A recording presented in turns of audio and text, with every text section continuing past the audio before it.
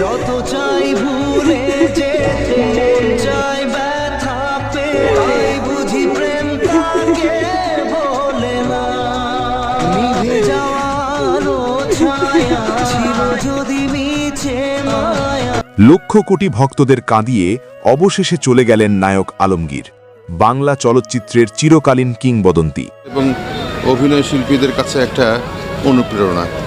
এবং আজকে তিনি থাকবেন না, এই প্রেরণাটা কোত্থেকে কে পাবে আমি জানি না। এত বড় ক্ষতি বাংলাদেশের চলচ্চিত্র শিল্পের আর কখন। ক্যান্সার যাদের হয় তারা ফিল করতে পারে যে একটা পর্যায়ে নিজেকে কত অসহায় মনে হয়। এই ভিডিওতে আপনারা এমন কিছু দেখবেন যা নিজের চোখকেও বিশ্বাস করতে পারবেন না। তার জীবন কত কষ্টের ছিল।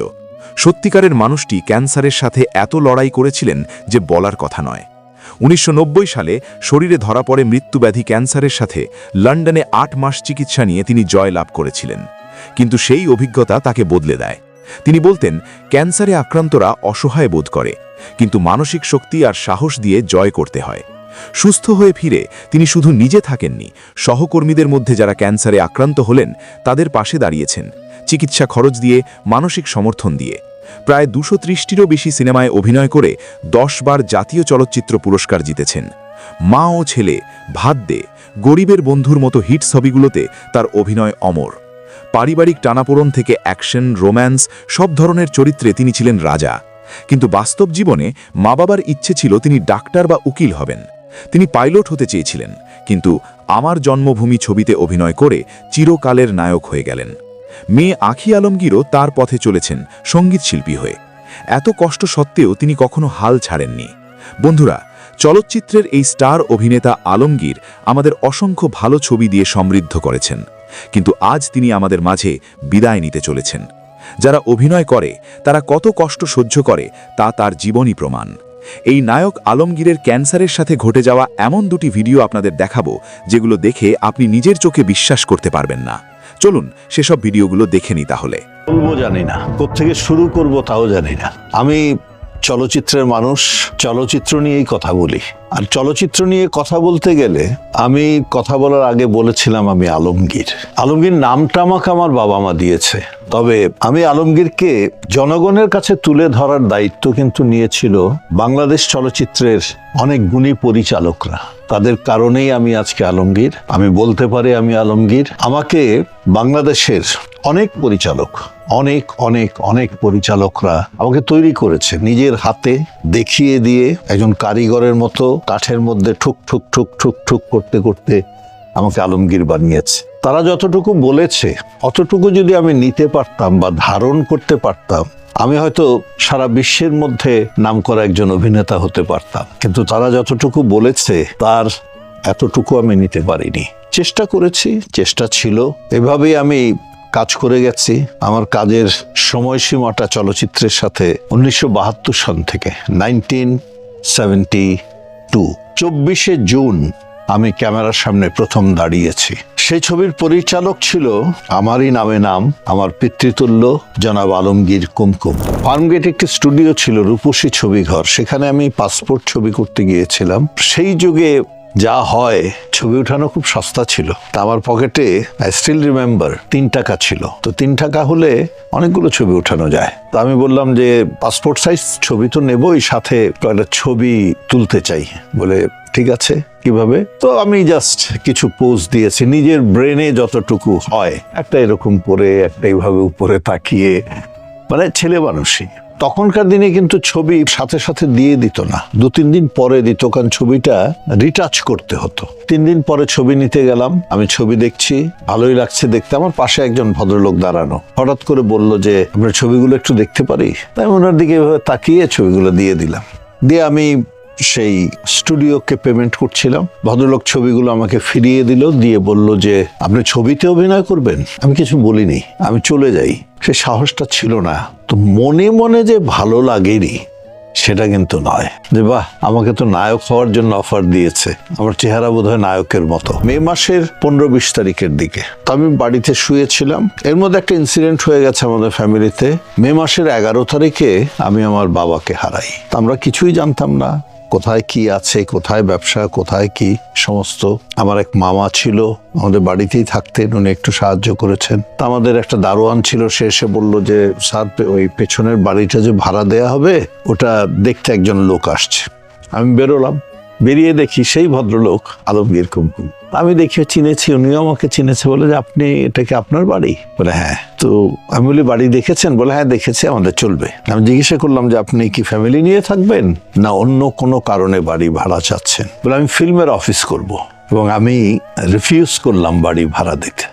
আমি বললাম যে না, ফিল্মের অফিসকে বাড়ি ভাড়া দেয়া যাবে না। সেই দিন কুমকুম ভাই আমাকে একটি কার্ড দিলেন, সেখানে ওনার টেলিফোন, মানে অফিসের টেলিফোন নাম্বার, তখন তার মোবাইল টোবাইল ছিল না, যে আমার অফিসটা তেজকুনি পাড়ায়, যদি আপনি ফিল্মের জন্য ইন্টারেস্টেড হন আমি আবার আপনাকে অফার করলাম, এবং আপনার হাতে সময় কিন্তু এই মে মাসটা, তারপরে হলে সম্ভব, কারণ আমাকে কাস্ট করে ফেলতে হবে। আমি জুন মাসের 24 তারিখে ছবি শুটিং শুরু করব। আমি আবার উত্তেজিত, একটু ভালো লাগছে, তো কার সাথে কথা বলবো? বাবা নেই, মার সাথে কথা বলে লাভ নেই, উনি অতটা হয়তো বুঝতে পারবেন না। তখন আমার বড় বোনের সাথে কথা বলি, ওনার হাজবেন্ডের সাথে কথা বলি যে এই হলো সিচুয়েশন, কি করব। তা আমার বোনের হাজবেন্ড, মানে আমার দুলা ভাই, উনি বলল ছবিটার নাম কি? আমি বললাম যে ছবির নাম তো কি যেন বললো, আমার জন্মভূমি, দেশের স্বাধীনতা যুদ্ধের উপরে গল্পটা। তখনই উনি বলল যে ছবিটা করো, কারণ এটা একটা ইতিহাস হয়ে থাকবে, তো তুমি একটা ইতিহাসের সাক্ষী হয়ে থাকো।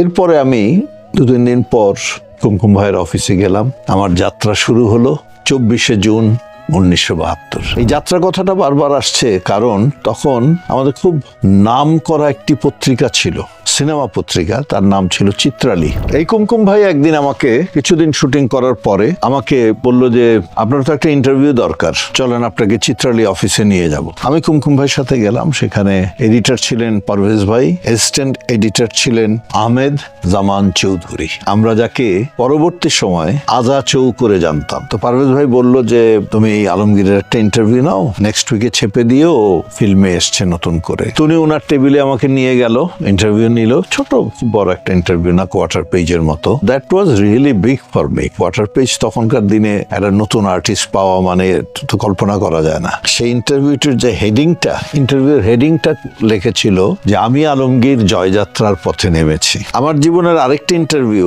বহু বছর পরে এই আমাদের আজা চৌ আবার নিয়েছিল, ওই হেডিংটাকেই টেনে এনেছিল, আমি আলমগীর এখনো জয়যাত্রার পথে চলছি। তো সেই আমার শুরু। কুমকুম ভাই প্রথম দিন শুটিং, একটু বলি কি বলেন, প্রথম দিন শুটিং এর অভিজ্ঞতার কথা বলি। ওটা শুটিং ছিল এটি গানের শুটিং, আমি সলো আর্টিস্ট। শুটিংটা হবে এফডিসিতে, এখন যেটা এফডিসির ঝর্ণা স্পট বলে। সেই ঝর্ণা স্পটের তখন একটা পুকুর ছিল, অনেক আম গাছ, কাঁঠাল গাছ এগুলো ছিল আশেপাশে, একটু জঙ্গলও ছিল, ওর মধ্যে দিয়ে এই শুটিং হবে। তা আমাকে 6টায় ডেকেছিল, 6টায় গিয়েছি। আমাকে জীবনের প্রথম মেকআপ দেয়, ওনার ডাক নামটা ছিল পরদেশি, কিন্তু ভালো নামটা কি ছিল আমি জানি না, ভুলে গেছে এখন। পরদেশি আমাকে মেকআপ দেয়, আমি রেডি হই, কোচা কোচা দাড়ি, একজন মুক্তিযোদ্ধার একটা গেট আপ হয়ে যায়, একটা স্টেন গান আমার কাঁধে ঝুলিয়ে দেওয়া হয়, একটি বটল গ্রিন টাইপের একটি ড্রেস, প্যান্ট শার্ট দুইটা সেম কালার পরিয়ে দেওয়া হয়। তারপর যথারীতি শুটিং শুরু হবে। 24শে জুন মানে বেশ গরম ছিল, হোল নাইট শুটিং হবে। 8টা-9টার দিকে দেখি কুমকুম ভাই একটা মোড়াতে বসা, তাকে কি বাতাস করছে একটা প্রোডাকশনের ছেলে। আমি জিজ্ঞাসা করলাম যে কুমকুম ভাই আপনার কি শরীর খারাপ লাগছে? বলে যে না, শরীর খারাপ লাগছে না, একটু টেনশন হচ্ছে। তারপর যখন শর্ট রেডি হলো গিয়ে 9টা সাড়ে 9টার সময়, তখন দেখি ওনার গায়ে কাপড় নেই, উনি টেনশনে ওনার শার্ট খুলে ফেলেছে, যে ছেলে পারবে কি পারবে না অভিনয় করতে। গানের শুটিং, গানের লাইনটা ছিল পায়ের নিচে কোমল মাটির ছোঁয়া। গানটি সুরকার ছিল আলম খান, গেয়েছিল সাইফুল ইসলাম, নৃত্যশিল্পী মৌ তার বাবা গানটা গেয়েছিল। তো একটু গান থাকাতে আমি নিজে একটু গান টান করতাম ছোটবেলায়, তো সেই কারণে আমার খুব বেশি একটা কষ্ট হয় নাই। আমাকে বলেছে এই পর্যন্ত হেঁটে আসো, আমি ওই পর্যন্ত হেঁটে, ওই মিউজিকের মধ্যে, টাইমিংটা ছিল যে মিউজিকের মধ্যে, আর গানটা কিন্তু আমার লিপে ছিল না, সেটা ছিল আমার উপরে ওভারল্যাপ হচ্ছিল। এই লিরিকের মধ্যে এতটুকু হেঁটে আসতে হবে, এই লিরিকের মধ্যে এই কাজটুকু করতে হবে। তো যেহেতু একটু তাল জ্ঞান ছিল, করেছি, কতটুকু হয়েছে জানি না, করেছি, আছি তো এখনো, আপনাদের সাথে আছি, অভিনয় করে যাচ্ছি এখনো। আমার আরেকটি খুব মজার ঘটনা ঘটে।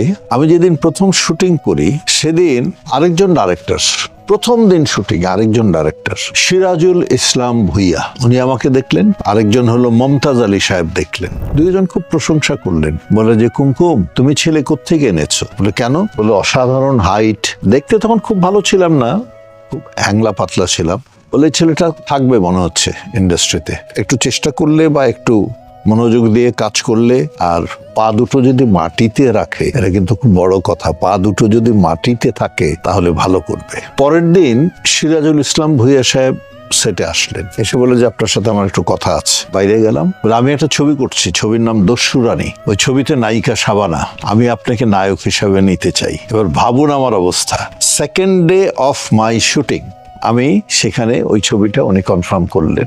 তার সপ্তাহখানেকের মধ্যে একদিন আমি বাড়িতে বসা, আমাদের বিখ্যাত পরিচালক ডাক্তার আজিজুর রহমান প্রচুর ছবি করেছেন, প্রচুর ছবি করেছেন, উনি আমার বাড়িতে এসে হাজির, সাথে প্রডিউসার আজিজ ভাই এসে বলল যে শোনো আমি একটা ছবি করছি। ঠিক আছে, তা আমাকে কি করতে হবে? বলে যে তুমি ওই ছবির নায়ক, নায়িকা শাবানা। ভাবুন, এক সপ্তাহের মধ্যে কিন্তু এটা এই 3টা ছবি, একটা শুরু হয়ে গেল, 2টা কনফার্ম হয়ে গেল। তার কয়েকদিনের মধ্যেই কুমকুম ভাই আমাকে জানালো আপনি কিন্তু আমার জন্য ডেট রাখবেন। আমি বলি এই জিনিসটা তো বুঝলাম না, ডেট রাখতে হবে মানে? তখন যে কার সাথে কার ক্ল্যাশ করবে, ডেট এত কিছু বুঝতাম না। আমি বলি যে কুমকুম ভাই আপনি কি কেন? বলে আপনি যার ছবি করবেন ডেটগুলো আগে ঠিক করে করবেন, উনি শিখিয়ে দিল। তখন কুমকুম ভাই বললো যে আপনি আমার আরেকটা ছবি করছেন, ওটাতে আপনি নায়ক, সেই ছবিতে আপনার নায়িকা থাকবে কবরী, ছবির নাম মমতা। কি হলো, আমার জন্মভূমি, দস্যু রানী, অতিথি, মমতা। আমার কিন্তু 1 মাস চলচ্চিত্র জীবন তখনও হয়নি। তার 7-8 দিন পরে আরেকজন ডাইরেক্টর এলেন, সেই ডাইরেক্টরের নাম হলো বাবুল চৌধুরী। তিনি ছিলেন জহির রায়হান সাহেবের নাম্বার 1 অ্যাসিস্ট্যান্ট। উনি ছবি করবেন, সেই ছবির নাম হলো চাষির মেয়ে। 1 থেকে 1.5 মাসের মধ্যে আমি 5টা ছবির নায়ক। তখনও ছবি রিলিজের কোনো প্রশ্নই আসে না। তার 7 দিন পরে আবার আরেকজন ভদ্রলোক গেলেন, ওনার বাড়ি নারায়ণগঞ্জে, ওনার নাম ছিলেন মেহের চাঁদ, ডাইরেক্টর। ওনার ছবি আমি করতে রাজি হলাম, ছবির নাম ছিল হীরা। তো আমার কোনো ছবি রিলিজ হওয়ার আগে এই এতগুলো ছবি আমি সাইন করে নায়ক হয়ে গেল। এখন এখানে যদি আমি ডাইরেক্টরদের কথা বলি, কুমকুম ভাইয়ের সম্পর্কে বললাম পিতৃতুল্য, এবং সারা জীবনে আমার পিতৃতুল্য, চিরকাল উনি আমাকে গাইড করেছে। He was my friend, philosopher and guide. এরপর আসে সিরাজুল ইসলাম ভুইয়া, উনি খুব গান পাগলা লোক ছিলেন, খুব ভালো গান লিখতেনও।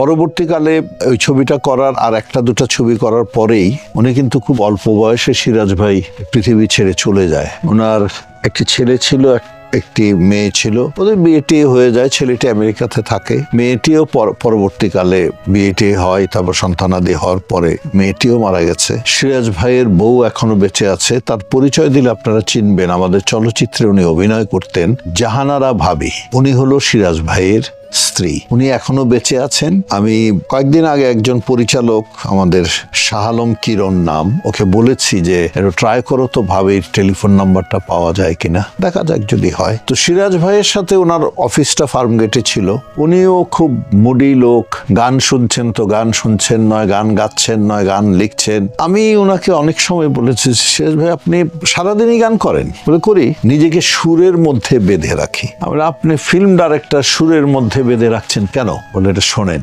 বলি, অভিনয় কিন্তু সুরের মতো, তাল, লয়, ছন্দ সমস্ত কিছু আছে, ওটা যদি ধরতে না পারেন ভালো অভিনেতা হতে পারবেন না। এটা সিরাজ ভাই আমাকে শিখিয়েছিল। এরকম প্রত্যেকটা ডাইরেক্টরের কাছে ছোটখাটো জিনিস শিখেছি। আজিজ ভাই হি ওয়াজ এ মেশিন, উনি যে কত ফাস্ট কাজ করতেন, আমরা নিজেরা মানে বেতালা হয়ে যেতাম ওনার সাথে কাজ করতে গেলে। এই দাঁড়াও, লুক দাও। আজিজ ভাই এটার লুকটা কেন? বলে বেকুব, ওনার একটা খুব কমন বকা ছিল, বেকুব যেটা বলছি সেটা করো, লুক দিতে বলেছি। কি লুক দেবো? বলে তাকাও না এদিকে, হঠাৎ করে তাকাও। আমি তাকালাম, বলে এই হঠাৎ লুকটাই আমার দরকার ছিল। কোনো কারণ জানতে হলে তুমি তো ওই কারণের মতো লুক দিতে চেষ্টা করবে, সো আমি তোমার ওই লুকটা চাই না, আমি ওই হঠাৎ লুকটা চাচ্ছি। উনি ওইভাবে কাজ করতেন, এবং উনি খুব মানে ফ্রেন্ডলি ছিল। উনি কিন্তু আমাদের থেকে অনেক সিনিয়র ছিল, কিন্তু খুব ফ্রেন্ডলি ছিল, সবার সাথে মিশতে পারতেন।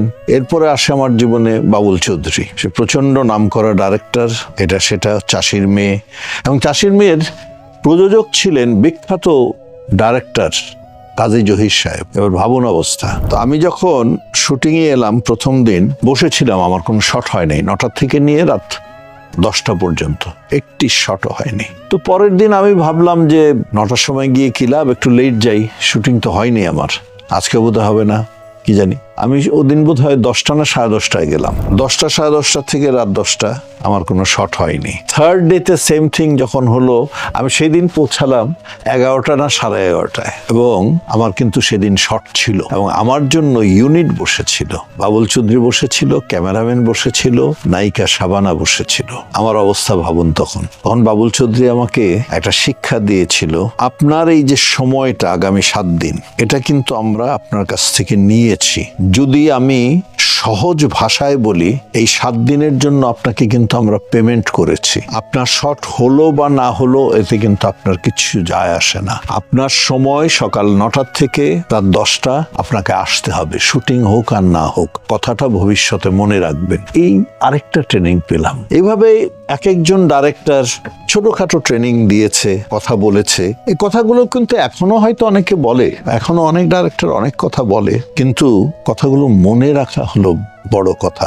আমরা ডাইরেক্টররা কোনো কথা বললে সেটা কিন্তু বুকের মধ্যে রেখে দিতাম। যেটা আমার ক্লাস, আমি এখানে ক্লাস করছি, আমি এখানে ছাত্র, উনি আমার অভিভাবক, উনি আমার শিক্ষক, ওনাদের কাছ থেকে আমার শিখতে হবে। আমার সেই ইন্টেনশনটা ছিল যে আমি শিখবো, কারণ আমি তো কিছুই পারতাম না, কিছুই জানতাম না। এই যে অভিনয়ের যে একটা ইমোশন থাকে, একটা সুর থাকে, একটা তাল থাকে, একটা লয় থাকে, এগুলো কিন্তু এই সব ডাইরেক্টর, শুধু যে আমাকে সিরাজুল ইসলাম ভুঁইয়া বলেছে তা নয়, এই সব ডাইরেক্টররাই কিন্তু এটা আমাকে শিখিয়েছে। প্রথম 6টা ছবি আমি নায়ক কাজ করছি, আবার বলছি 24শে জুন 1972 সন। আমার প্রথম ছবি রিলিজ হলো 73 সনের মাঝামাঝি, আমার ডেটটা মনে নেই। একটা ঈদ ছিল, সেখানে আমার জন্মভূমি এবং দস্যু রানী একই দিনে রিলিজ হয়। 6 ছবির থেকে 2টা ছবি একই সময় রিলিজ হয়। আমার জন্মভূমি ছবিটি এটাকে ফিল্মের ভাষায় বলে সোসো চলেছিল মোটামুটি। দস্যু রানী ছবিটি সুপার হিট করে যায়, দ্যাট ইজ আলমগীর শাবানার প্রথম ছবি। এরপর ওই বছরই ডিসেম্বর মাসে, তারিখগুলো মনে নাই, ডিসেম্বর মাসে আমার তৃতীয় ছবি রিলিজ হয়, তার নাম ছিল অতিথি, আবার শাবানা আলমগীর। ওই ছবিটা সুপার বাম্পার হিট করে দেয়। সেখান থেকে হয়তো পরবর্তীকালে যে শাবানা আলমগীর একটি পেয়ার হওয়া ফাউন্ডেশন, সেখান থেকে হয়তো শুরু হয়েছিল। এটা আমি আজকে বলছি, কিন্তু এ ধরনের কোনো প্ল্যানিং আমরা করিনি। তো এইসব ডাইরেক্টরদের সাথে কাজ করেছি, ছবিগুলো রিলিজ হয়েছে, মোটামুটি ভাবে চলেছি। আমার ডাইরেক্টরদেরকে নিয়ে আমি কথা বলি, একটু স্মৃতিচারণ করছি। ওনাদের সম্পর্কে কথা বলার ধৃষ্টতা আমার নেই, কারণ ওনারা অনেক উপরের মানুষ, ওনারা আমাদেরকে তৈরি করেন, ওনারা কারিগর, শিল্পী তৈরি করার কারিগর। তো অনেক কথা বললাম, ভবিষ্যতে কিছু ডাইরেক্টর নিয়ে আবার বলবো। তো শেষ করার আগে একটি কথা বলে নেই, film is the directors media. আমরা এটা ভুলে গেছি, আমরা চরমভাবে ভুলে যাচ্ছি, যার জন্য আজ আমাদের চলচ্চিত্রের এই দুর্দশা। আরেকটি করেছি আমরা, যে আমরা ডিরেক্টরদের মধ্যেও এটি ভাগাভাগি করেছি, শিল্পীদের মধ্যে এটি ভাগাভাগি করেছি, যে এরা হলো ফিল্মের ডাইরেক্টর আর তারা হলো মিডিয়ার থেকে এসছে। আরে ভাই, মিডিয়ার থেকে এসছে, এই লোকটা তো ফিল্ম বানাচ্ছে, তাহলে he is a film director, আমাদেরকে সেটা ধরতে হবে। তারপরে অভিনয় যারা করি, আমরা ফিল্মের আর্টিস্ট, ওরা মিডিয়া বা টেলিভিশন আর্টিস্ট। ওয়াই আর্টিস্ট কি কোথাও আমার কপালে কি সিল মারা আছে যে আমি শুধু চলচ্চিত্রে অভিনয় করব? আমি তো অভিনয় নাটকও করতে পারি। তাই সবার কাছে আমার একটি অনুরোধ, বৈষম্য ঠিক নয়, সবাই মিলেমিশে আসুন। ডাইরেক্টরদের হারানো